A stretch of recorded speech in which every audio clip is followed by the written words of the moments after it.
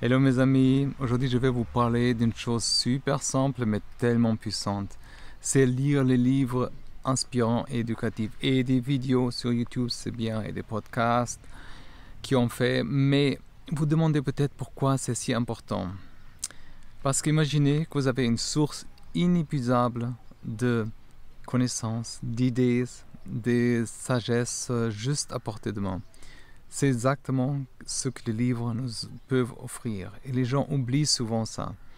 Les livres, c'est comme des trésors cachés. Je suis ici dans un jardin d'un château, ça me rappelle ça aussi. C'est des trésors cachés qui attendent d'être découverts. Ils peuvent vous inspirer, vous motiver, vous apprendre de nouvelles compétences ou tout simplement vous divertir. Et le meilleur, c'est que vous pouvez les lire n'importe où, n'importe quand, à votre propre rythme. Il y a des applications même sur le Natel, sur le smartphone. Alors on va voir ensemble le monde merveilleux des livres et comment ils peuvent changer votre vie, notre vie pour le meilleur. Pourquoi déjà lire? Pourquoi vous posez? Pourquoi lire des livres inspirants et éducatifs? Ça veut dire, on a quelques raisons. La première chose, on va apprendre de nouvelles choses simplement. Les livres sont remplis de connaissances que vous pouvez apprendre. Par exemple, vous pouvez apprendre à cuisiner, à gérer votre temps, votre argent, à méditer, comprendre l'histoire du monde. Il y a un livre pour ça. En lisant, vous pouvez par exemple acquérir de nouvelles compétences et élargir vraiment vos connaissances. On trouve aussi les inspirations. Les livres inspirants nous motivent que tout est possible, qu'on peut faire beaucoup de choses. Ils nous présentent par exemple des histoires des personnes qui ont surmonté des défis incroyables, qui ont atteint leurs objectifs, ont changé le monde même. Et ces histoires, ça nous motive et ça nous motive à poursuivre nos propres rêves. Ça développe aussi une pensée critique. Ça veut dire lire les livres, surtout ceux qui nous poussent à réfléchir. Ça va améliorer notre capacité à penser de manière critique. On apprend à analyser des informations, à peser le pour et le contre de certaines choses et à formuler nos propres opinions. Lire aussi, c'est une excellente façon de se détendre. Ça veut dire plonger dans un bon livre, ça nous fait oublier nos soucis. Comme une vidéo comme ça que je fais sur YouTube, ça fait oublier nos soucis, comme j'ai dit, nous transporter dans un autre monde, dans le monde de l'imaginaire, loin du stress, du stress quotidien, quoi. Ça améliore aussi notre concentration et notre mémoire. La lecture demande la concentration. Ça, je vois que chaque fois on perd un peu plus. Ça veut dire que les gens sont habitués à zapper, à faire les choses par des petits bouts. C'est pas le but. Plus on lit, plus on améliore notre capacité à concentrer et retenir cette information surtout. Ça va être utile partout dans le monde, partout dans notre vie. Je dis, si on arrive à se concentrer pendant un moment, c'est beaucoup de monde que j'arrive plus à se concentrer pendant 5 minutes, on arrive à accomplir des choses incroyables, croyez-moi. Et ça enrichit notre vocabulaire aussi.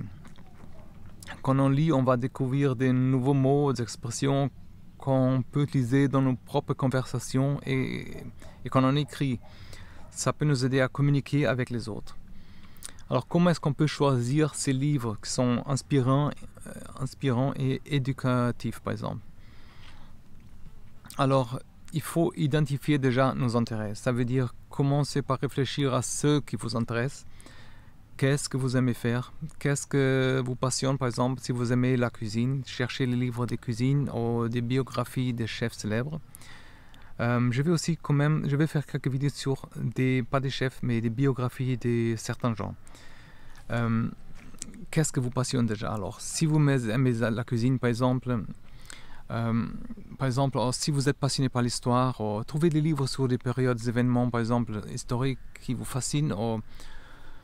Si vous choisissez, par exemple, des livres que vous aimez, vous êtes plus apte à les lire, vous êtes plus motivé à les lire. Vous pouvez aussi lire les critiques et les recommandations de certains livres. Regardez par exemple sur Internet ou voir qu'est-ce que les autres personnes pensent de certains livres que vous envisagez de lire avant. Et ces critiques peuvent vous donner une idée de ce que vous pouvez attendre de ce livre. Mais attention, chaque personne fait sa propre idée, alors il faut vraiment que vous soyez vraiment aussi esprit ouvert pour ça. Et il ne faut pas avoir peur d'essayer de différents genres, par exemple. Peut-être que vous adorez la fiction, mais vous n'avez jamais essayé la non-fiction, la science-fiction, ou peut-être que vous lisez beaucoup de romans, mais vous n'avez jamais lu des livres de développement personnel. J'ai aussi des podcasts et ces vidéos que je fais, c'est développement personnel. Essayez de sortir de votre zone de confort quand même, explorer différents types de livres, de sujets. Vous êtes surpris quand même parfois. Ça nous ouvre un autre monde, quoi.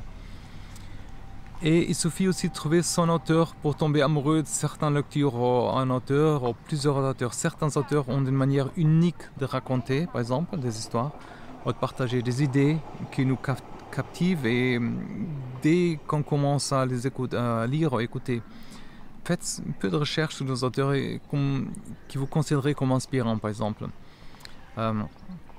Les bibliothèques aussi et les librairies sont vraiment des excellents endroits pour découvrir de nouveaux livres. Vous n'avez rien à payer, vous payez une entrée et vous avez tout à votre disposition. Vous pouvez parcourir les rayons, les extraits pour obtenir aussi des recommandations. Vous demandez aux gens qui sont là. Et le meilleur, c'est que les bibliothèques vous permettent d'emprunter, c'est clair, les livres gratuitement. Gratuitement, vers un forfait. Mais comment est-ce qu'on peut lire déjà, qu'on a parlé de manque, de difficulté de concentration, comment est-ce qu'on peut lire de manière efficace? Alors, je peux vous donner quelques conseils. Alors déjà, il faut créer un environnement comme ça, un environnement lecture confortable. Pour vraiment profiter de votre lecture, c'est important d'être bien. Ça veut dire trouver un endroit calme où vous pouvez vous détendre et vous concentrer sur votre livre. Assurez-vous d'avoir suffisamment de lumière et une chaise en canapé confortable. Il faut se fixer aussi des objectifs pour se motiver à lire régulièrement. Ça veut dire, par exemple, vous pouvez décider de lire un chapitre par jour ou de finir un livre par mois. Fixer des objectifs vous donne quelque chose à viser et vous aide à rester motivé. Ça veut dire engagé.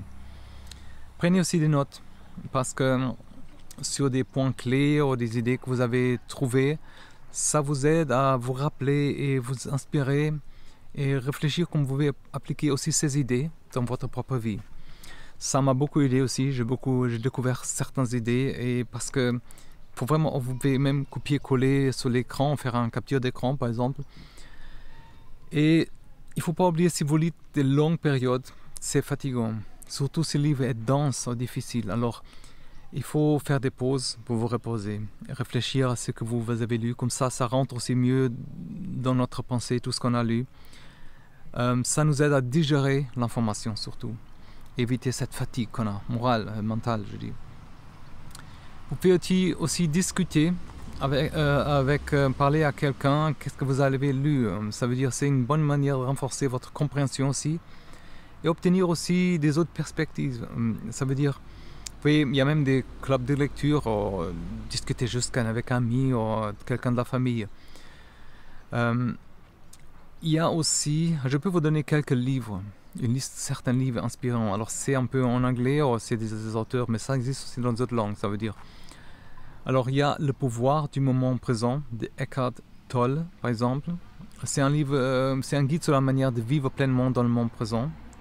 Ça veut dire, il explique comment se libérer du passé et de ne pas associer de l'avenir pour mieux apprécier la vie telle qu'elle est maintenant. Ça nous manque un peu à tous. C'est un excellent livre pour ceux qui veulent vraiment apprendre à vivre plus conscientement. Il y a aussi, par exemple, l'art de... Bon, là, ça c'est spécial. L'art subtil de s'en foutre, par exemple, de Mark Manson. C'est aussi un blogueur, j'ai lu un peu sur lui, j'ai lu avec aussi ses œuvres. Alors, Mark Manson adopte une approche directe, sa manière et humoristique pour expliquer comment se concentrer sur ce qui est vraiment important dans la vie. Il encourage vraiment à cesser de nous soucier de tout et à commencer à nous concentrer sur ce qui compte vraiment pour nous. Le secret d'un esprit millionnaire, pour ceux qui sont un peu plus ambitieux, de T. Harv Ecker, je pense, ouais. Alors, ce livre est vraiment bien pour ceux qui veulent améliorer leur relation avec l'argent, surtout. Harv explique comment nos croyances et notre mentalité peuvent influencer notre réussite financière et offre des conseils pratiques pour changer votre état d'esprit et atteindre vos objectifs financiers. Il y a aussi un livre aussi spécial, c'est Sapiens, une brève histoire de l'humanité. Yuval Noah, il y a un autre nom encore. Sapiens offre une perspective fascinante sur l'histoire de l'humanité, de nos origines en tant qu'espèce, et l'impact de la révolution numérique, qu'on est plein dedans, quoi. Il explique comment nous sommes arrivés là où nous sommes aujourd'hui et ce que l'avenir pourrait nous réserver. Vous aurez des surprises quand même. C'est un livre spécial pour ceux qui s'intéressent à l'histoire et à la sociologie surtout. Il y a aussi par exemple Atomic Habits de James Clear. James Clear explique comment les petites habitudes peuvent faire une grande différence dans notre vie. Ce livre est parfait pour ceux qui par exemple veulent prendre des bonnes habitudes, se débarrasser des mauvaises. J'ai aussi des vidéos sur ça et aussi je vous conseille de souscrire à la newsletter où je vous envoie aussi des recommandations et des idées, aussi des ressources. Et souscrire à cette chaîne et partager aussi à ceux qui ont besoin, même pour vous, savoir quand les choses apparaissent. Laissez-moi savoir aussi dans les commentaires qu'est-ce que vous a bien plu, qu'est-ce que vous a aidé. Il y a aussi un autre livre, Manger, prier, aimer, d'Elisabeth Gilbert. Moi, je pense.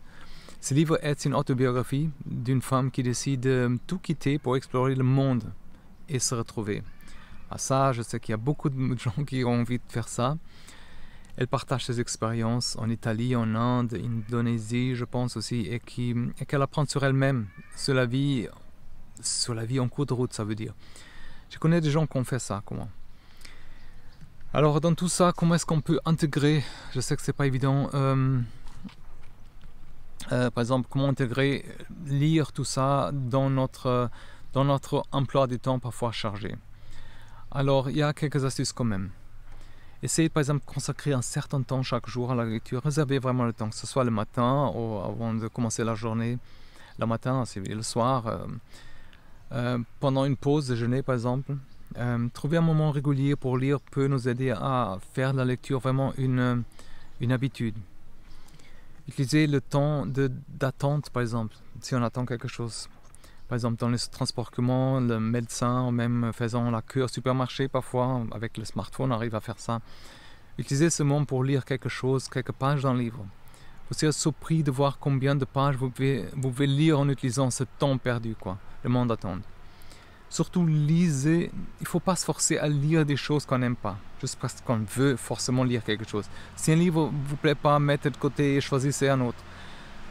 Lire doit être une activité agréable, pas une corvée. Trouvez des livres qui vous passionnent et que vous voudrez plus jamais poser poser le livre, par exemple. Écoutez aussi le livre audio. Alors, par exemple, ces YouTube que je fais, ces vidéos, sont aussi disponibles sur podcast. Je fais aussi les podcasts, exactement la même chose.